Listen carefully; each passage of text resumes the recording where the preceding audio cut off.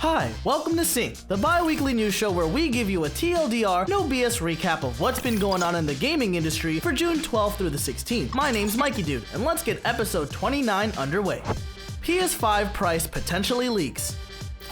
From an eagle-eyed NeoGAF poster comes this tidbit. Amazon France has put up a PS5 pre-order for the disk drive equipped model for €500. While this is a possibly misinformed listing, the pricing does line up with the realities of the console and what CEO Jim Ryan has been bracing gamers for, with his discussions of value rather than price lately. We can assume off this price that the US price will be $500, as usually prices are converted straight, leaving our European friends in the lurch. We will keep you all informed on any new developments concerning the price of the PS5. Riot fires executive over controversial Facebook post. Riot Games has taken definitive action against Ron Johnson, a former employee of the company who was vacated out of executive position after news of a Facebook post he made questioning George Floyd's morality while under a police officer's knee, as if one's arrest record matters when one is being choked to death over almost 9 minutes. This action was taken quite quickly over the span of few days. While of course we here at Sync support free thought and expression, we also support the right of others to react highly discriminately and without prejudice in swift response. He can gladly go make those type of statements while employed somewhere else. Potential Bloodborne Remaster details. A leaker on Twitter has revealed some potential details on the much-rumored Bloodborne PC port. He clarifies that this upcoming port will be a fairly full-scale redux of Bloodborne in order for the game to come out on both the PS5 and the PC. This would necessitate some work for sure, as the original version of Bloodborne on PS4 is one of the most notoriously odd titles on the system performance-wise, with a series of compromises ranging from frame pacing to resolution scaling applied due to the title's highly demanding art style. We're sad this title seemed to miss Sony's conference, but hopefully will appear soon, perhaps at a digital incarnation of the Tokyo Game Show. Persona 4 Golden comes to PC. After we brought you news from the PS Vita homebrew scene revolving around a long-standing project to bring Persona 4 Golden to 1080p on the system, Sega and Altus Japan released a full PC port of the long-standing JRPG classic on Steam this past weekend. The port runs in a full 1440p with an uncapped frame rate and features mostly upscaled scenes for the animation segments. The port is a solid job well done by Sega's team that started work behind the scenes at Atlus Japan. While it's clearly a coincidence, the timing of the PC port couldn't be worse for the developer of the Vita plugin, but it is a great showing for the rest of us. Not to mention it's only $20, a freaking steal for the 70 to 100 hours of content. Larian Studios updates on Baldur's Gate 3. Larian Studios announced this week that Baldur's Gate 3 will be hitting early access in August of 2020 on both Stadia and Steam. Initially announced at the 2019 Stadia E3 show, this led to some speculation that the game would be exclusive to Google's streaming platform. This new trailer released during the PC Game Show revealed both a Steam and Stadia launch for later this summer. Larian is no stranger to early access, as both Divinity Original Sin 1 and 2 were released in this method and both ended up being top-tier games. After Baldur's Gate 3, Larian announced that Divinity Original Sin 2 is getting a free DLC entitled The Four Relics of Revelin, alongside a new graphic novel for fans to drool over that is up for pre-order now. The Four Relics of Revelin will take your party across the world hunting new monsters, a new boss, and 4 new armor sets. Dwarf Fortress developer provides commentary on upcoming release. Dwarf Fortress Steam version is chugging along nicely with a quick update from series creator Tarn Adams, who took to YouTube this week to release a quick developer commentary on some of the changes. This includes the new graphics pack and interface that really drives the point home that this isn't the same game people have run from for years due to its visual complexity. Going from ASCII characters to full pixel art is not an easy challenge, but the development team members working on the art are longtime modders of the game. If you're interested, we will have some links to the game in its current state for players to check out. A new version went stable just a few weeks ago with all the community tools ready to go. The Steam release currently is on a when it's ready timetable, but it is available to wishlist today. Nintendo confirms real money trading in Animal Crossing is a no-go. As if it had to be confirmed, Nintendo has ruled that the sale of villagers and in-game items for real-life cash to be against the Nintendo Online Terms of Service, which shouldn't be a surprise to most people. But for some context, over the last few months since the release of the beloved title Animal Crossing New Horizons, some fans have found themselves hunting for specific villagers. While most villagers have a corresponding amiibo card, a handful do not, and have started fetching millions upon millions of bells through sites like Nukazon. For example, Raymond is a villager introduced in Pocket Camp and never received an amiibo card. Currently, he fetches roughly 5.92 million bells on average, so it's no surprise that some players have turned to real money trading or RMT for these lucrative transactions. Hopefully Nintendo can crack down on the RMT without affecting the current player-driven market. Halo 3 ODST Firefight PC teaser.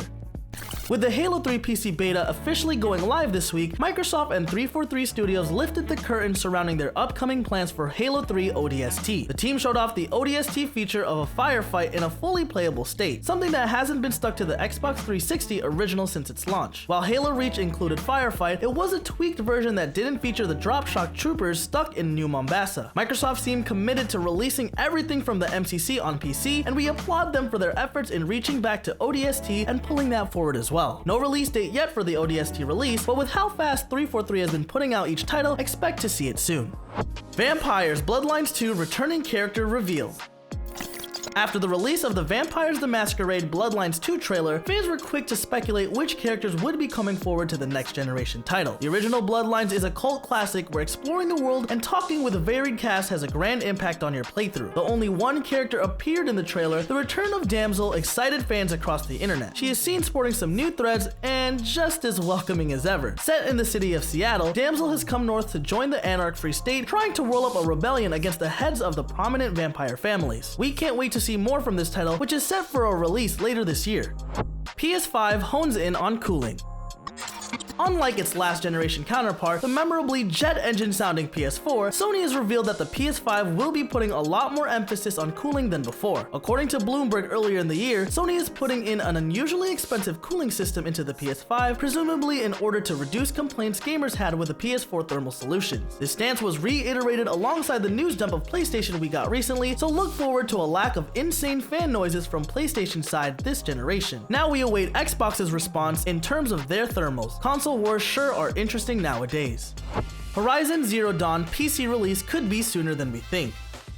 The PC port of Guerrilla Games' Horizon Zero Dawn has been hyped up a fair bit, and now it seems we've gotten an interesting bit of news through a partner, AMD, as a new promotion has been announced allowing gamers who purchase particular new AMD CPU models will be entitled to a copy of Horizon Zero Dawn when it launches on PC. The promotion is running from June 10th to the 30th, or until they run out of codes, of course. This promotion probably couldn't happen if the game wasn't somewhat close to release. As we inch closer to the anticipated AAA titles for the rest of the year, expect more hardware and game bundle deals like this to crop up. We're expecting one for Cyberpunk 2077, possibly with Nvidia graphics cards. Warner Brothers games up for sale?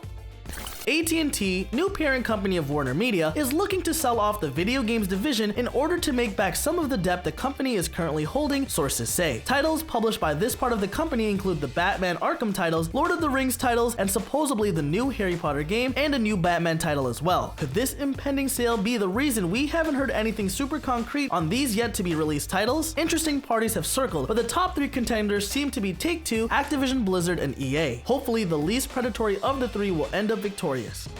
EVE Online players called upon to assist COVID-19 research.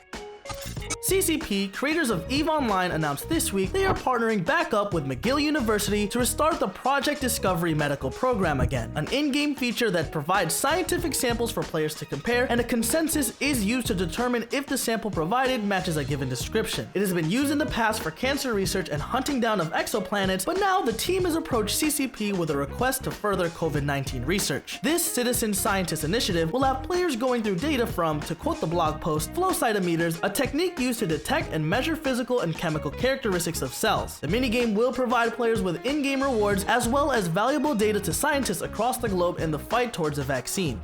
Battlefield 3 Remaster possibly in the works. Word on the virtual streets seems to be that DICE may be releasing a remastered version of Battlefield 3 alongside Battlefield 6 this year, according to a leak from a content creator who has hit dead on details about previous Battlefield titles. Apparently, a while back, a lot of the Battlefield creators were asked to do some Battlefield 3 content to gauge community interest, and it seems it's full steam ahead on EA's part. No word on details such as pricing, but the leak did mention it would include all the DLC. This could end up being a bonus for a deluxe edition of Battlefield 6, while also separately purchasable for $30. Just one possible scenario we think makes sense for this title. Open Morrowind project hits new milestone. In the deep pockets of the internet, you can find forums dedicated to fans of the Elder Scrolls 3 Morrowind, who over the last 15 years have been slowly converting the original game to a modern engine rebuilt from the ground up. This week, the Open MW team released a release commentary for version 0.46, which came with a whole slew of updates. Some shown off in the trailer were real-time shadows provided by OpenGL instead of a janky 2000s era Bethesda renderer, along with enhanced mod compatibility for modern day mods that use a different file format. If you want to check out the rework work, you will need a copy of the Morrowind game files, which can be bought from a variety of online marketplaces. Our writer highly recommends it as the overhaul goes much farther with the playability than most mods. Dean Rocket Hall blasts off with new game.